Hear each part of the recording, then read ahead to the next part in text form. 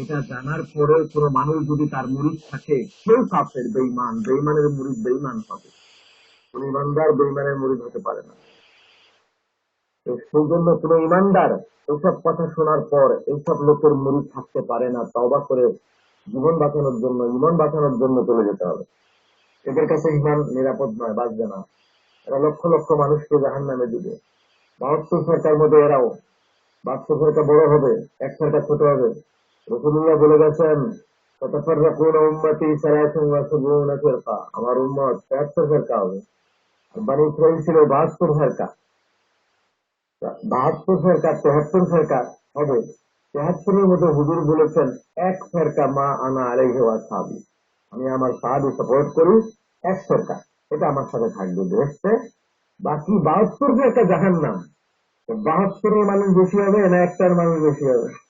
72-এর লোক বেশি হবে, তো এদের মুরিদ তো বেশি হবে। আর হক্কানিপুরের মুরিদ হবে কম, আর এদের মুরিদ হবে বেশি। কারণ 72-এর মধ্যে এরা